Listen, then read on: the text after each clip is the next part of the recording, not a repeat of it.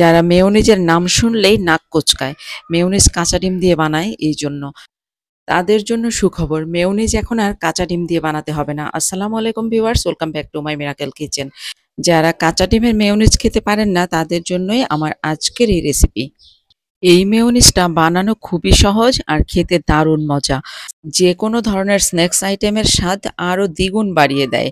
তাহলে চলুন কথা না বাড়িয়ে রেসিপিটি দেখে নেই। এই মেয়োনিজটা বানানোর জন্য চুলায় আমি একটা কড়াই বসিয়েছি। কড়াইয়ের মধ্যে আমি অল্প একটু পানি দিয়ে দিলাম আর অল্প একটু ভিনেগার দিয়ে দিলাম। আর তারপর পানিটা যখন বলক এসে গেছে, এখন এর মধ্যে আমি একটা ডিম দিয়ে দিলাম। ডিমটা কিন্তু খুব আস্তে করে দিতে হবে। আর না হলে ডিমটা হঠাৎ করে ছেড়ে দিলেই পানিটা ছিটে উপরে আসবে, যে কোনো ধরনের দুর্ঘটনা ঘটে যেতে পারে। সাদা অংশটা যাতে কোনো রকমেই জেলির মতো না থাকে, একদম সম্পূর্ণরূপে যাতে সেদ্ধ হয়ে যায়।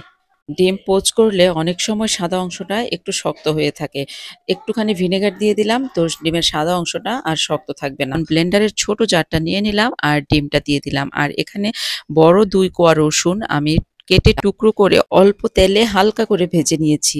তো সেই রসুনগুলো দিয়ে দিলাম। আপনারা ইচ্ছে করলে কিন্তু কাঁচা রসুনও দিতে পারেন। দিয়ে দিলাম সামান্য পরিমাণে গোলমরিচের গুঁড়া। আর এখন এর মধ্যে দিয়ে দিলাম একটা কাঁচামরিচ মাঝখান থেকে ভেঙে টুকরো করে। আর দিয়ে দিলাম এখানে ১ চিলতা লেবুর রস। লেবুর রসটা চিপে সম্পূর্ণ লেবুর রসটাই দিয়ে দিতে হবে। এখন দিয়ে দিলাম এখানে সামান্য পরিমাণে লবণ। আর তারপর দিয়ে দিলাম এখানে ১ টেবিল চামচ চিনি। চিনি আপনারা আরেকটু কমও দিতে পারেন। আর এখন দিয়ে দিলাম ১ টেবিল চামচ গুঁড়া দুধ। আর তারপর দিয়ে দিলাম আমি এখানে ৩ টেবিল চামচের মতন তেল। আপাতত সবকিছু দেওয়া শেষ। এখন ঢাকনাটা লাগিয়ে দিলাম আর এখন এটাকে স্মুথ করে ব্লেন্ড করে নিয়ে আসলাম। একদম স্মুথ। এই পর্যায়ে যদি আপনাদের কাছে একটু শক্ত মনে হয় তখন আরো ১ থেকে ২ টেবিল চামচ সয়াবিন তেল দিয়ে দিবেন। আর তারপর আরো ১ টেবিল চামচ ভিনেগার দিয়ে দিবেন। তারপর ব্লেন্ড করে নিলে চলবে। তো আমার এটা একদম রেডি হয়ে গেছে। এখন আমি এটা একটা বাটিতে তুলে নিচ্ছি। দেখুন কত সুন্দর হয়েছে আর একদম স্মুথ হয়েছে। এই মেয়োনিজটা দিয়ে কিন্তু যেকোনো ধরনের স্ন্যাকস আইটেম আপনি খেতে পারবেন। স্যান্ডউইচ বানাতে গেলে এখন আর মেয়োনিজের জন্য অপেক্ষা করতে হবে না। আপনি ঘরেই এভাবে খুব সহজে মেয়োনিজ বানিয়ে নিতে পারবেন।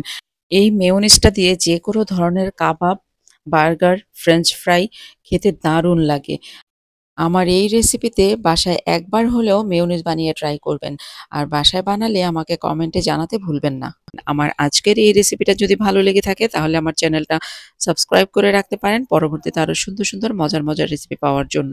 আজকের মতো আমার ভিডিওটা এখানেই শেষ করছি। আবার দেখা হবে আপনাদের সাথে নতুন কোনো রেসিপি নিয়ে, নতুন কোনো ভিডিও নিয়ে। ততদিন আপনারা ভালো থাকবেন, সুস্থ থাকবেন, মিরাকেল কিচেনের সাথেই থাকবেন। আল্লাহ হাফেজ।